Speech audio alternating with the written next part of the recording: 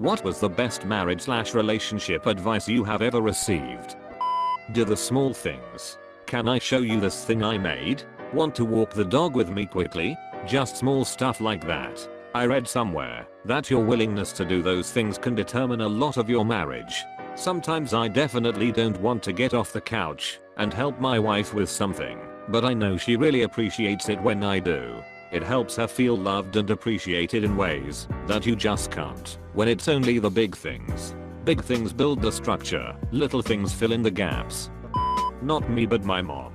When she and my dad were on their second separation, she was out with her best friend and was venting about all the problems in the marriage and all the things she wanted him to change. Her friend asked her, "What are you willing to change about yourself?" It made my mother think about how she negatively affected the marriage too, and realized that if she wanted him to change things about himself, she needed to be willing to change things about herself and meet him halfway. They've been back together for over 25 years and have been going strong.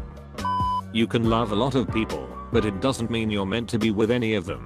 Definitely saved me from settling a few times. I'm a firm believer, and I've said this often, love is not enough. Compatibility, shared values, friendship, trust, responsibility, character, etc. matter way more than love, or well, I guess just as much. I love my wife, but I also respect her and trust her to do the right thing. We view the world similarly, and so it's easy for us to make decisions and get along. Even if you're married, never stop dating your spouse. Love is active. I love taking my wife out, I enjoy treating her, and we both really enjoy going for a meal somewhere new. I recently decided to surprise her for her birthday by taking her to a restaurant I knew she wanted to go to, but she had dropped enough hints that I was worried it wouldn't be a surprise. So I booked a table at a different restaurant near to it, just to receive the email confirmation of the booking. Then I text her asking her to forward a work-related email to me, knowing she would accidentally see the booking, and then I cancelled that booking. Doing that meant we were able to get a taxi right up to the restaurant she really wanted to go to, with her believing we were going somewhere else. The element of surprise made her as happy as the meal itself. Don't do anything that will make the other person's day more difficult. Simple, but still the best advice I've ever received. Miss Yap Gramps. This is a thing I try really hard to do.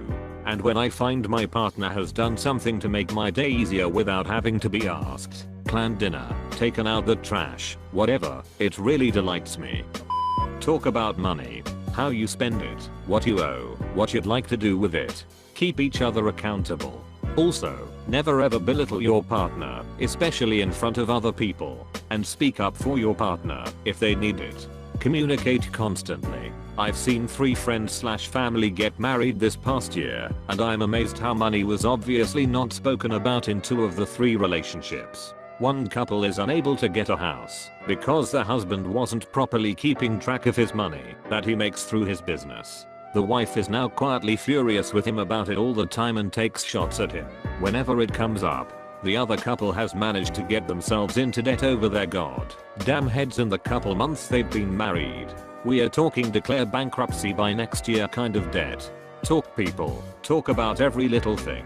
Be involved with your significant other. I would use the puppy principle. When you buy a puppy, people usually look for the one that is most happy to see you and jumps to lick you. Same for people. Date someone that, when they see you, their eyes light up and get excited. Eyes are also one of the best communications of love. The way couples look at each is a good indication of their feelings. Work together. Never put your so down. Never manipulate them. Be honest with them. Love who you are, so you can better love your so. Finally, don't stay with someone that doesn't look out for your best interest. Be with someone who helps you grow. Don't ignore red flags because of love. Help them if you can, but be fair to yourself and leave to protect yourself. I'm one of those people that absolutely suck at knowing what to say when trying to comfort someone, and I'll always wind up saying something that just makes it worse. I think the best relationship advice I have ever received is that you don't have to always verbally comfort them, and you can still let them know you care by just being there, holding their hand, or just sitting with them while they're sad. This has saved me from saying the wrong thing so many times. The whole idea that people express and interpret love differently I have very vocal and physically affectionate where my husband shows he loves me by doing things for me, like the dishes and grocery shopping. Things that need to get done, and I don't really enjoy doing. It is sometimes very difficult for me to remember that he is doing those things because he loves me and not because it's his job, and also to remember when to make sure to do those things for him so he really feels like I love him too. He has also had to learn to be more vocally and physically affectionate, which is a huge change for him because his family hardly hugged or said I love you and almost never kissed. We both love each other more than anything, but sometimes it can get lost in translation. When you argue in front of someone, make sure that you apologize in front of them too. It helps people see that your relationship is not only arguments. This is especially true if you have children, as they need to see peaceful conflict resolution and not just the conflict. That's a very good one. My in-laws got into an argument in front of my wife and I, and apologized about 5 minutes later. I had never really seen that. I guess that's why they've been married 30 years and my parents have been divorced for 20. You should not have a relationship that is give and take. A relationship should be give and receive, because if you are taking, you are not giving them a choice. If you are receiving, then they are gifting you their love. And to make things work, you need to take all those things you hold against them, all the things that you don't like about them, the list of things you think about every day. Now forget about them. Because if you are constantly thinking about those things, then you will not see what good things they do for you. My lifespan psychology professor. The most important person in your life should be your spouse. Your parents will grow old and eventually die. Your siblings will eventually move away and carry on with their lives. Your children will eventually grow up and move out. And the only person left when you're old and grey will be your spouse. I think your children should at least be as equally important. I love my parents and know they'd do anything for me, but it still didn't feel great growing up an only child knowing they were always each other's first priority. I asked my dad the night before I got married if he had any advice for marriage, and he said yeah. It's nothing that profound, but it's stuck with me and has definitely prevented some unnecessary hardships. He said, choose to love your wife. What he meant is that marriage is a partnership, meaning that you work at a common goal together, and that is to stay in love. That can mean choosing to get mad about something the other one did, when in the grand scheme of things it's not that bad, as long as it's really not that bad, of course. Or choosing to look past it and remembering you love each other. Sometimes, I feel like I'm pulling my weight more with stuff around the house, and I'm about to say something, and then I remember that line. Do I want to start an argument that could be really hurtful to her, or do I instead maybe want to consider telling her how much I appreciate everything she does? Of course, there is a disclaimer that if there really were a huge imbalance of responsibility, something should be said. I'm just talking about how sometimes it's like, geez, I cooked, I did the dishes, I packed the kids' lunches, and got them ready for bed tonight. But then I remember it's just one night, and in reality, overall we share responsibility really well. Make the conscious decision to not raise a fuss over one night and end up saying something you regret. This is not an excuse to not have conversations. A big part of being in love is being comfortable communicating with one another.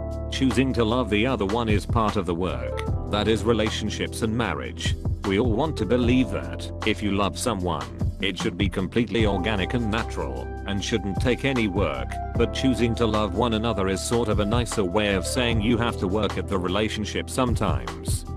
Related to wedding planning, a wise friend advised me, have an opinion about everything, but not a strong opinion. Example, what color should the tablecloths be? Blue. Can we do gold instead? Okay. I was in school, so I didn't have a lot of time for wedding planning. My fiance was working part-time at a job she could do in her sleep, so she was all over it. But me having a weak opinion about all the little things made the planning better for both of us. It made me a little more engaged in the process, and I paid more attention and appreciated more all that my fiance was doing. Plus, it helps make decisions that don't matter and someone just has to decide. My fiance described feeling decision fatigue after a day of picking flowers and place settings and seating and etc. etc. And I ended up having strong opinions about a couple things too. and talking about tons of little decisions made it easier to navigate the big ones. Communicate. Any issue that crops up we will tell each other, even if it's small or silly. That way nothing builds up over time. From the very first time we met online we decided to be bluntly honest with each other, and it's been absolutely awesome. I asked my sister how she knew she wanted to marry her husband, and she said it was the day she realized she couldn't just imagine spending the rest of her life with that person, but she couldn't imagine not having that person in her life for everything. I'm not wording it right at all, but I hope I got the idea across. It really stuck with me. We all have things we would consider negotiable, non-negotiable, and inconsequential. Negotiables are the things you're willing to compromise on. Non-negotiables are the things you are unwilling to compromise on. And inconsequentials are the things that don't really matter to you. It's important to know these for yourself and not be afraid to end a relationship if these don't match up. Example, negotiable: I like to eat tacos on Tuesdays, but Bill prefers Thursdays. We compromised and decided to eat tacos on Tuesday this week and Thursday next week. Non-negotiable: I will only be with someone who eats tacos on Tuesdays. No exceptions. Inconsequential: I don't care when we eat tacos, as long as I get to eat tacos.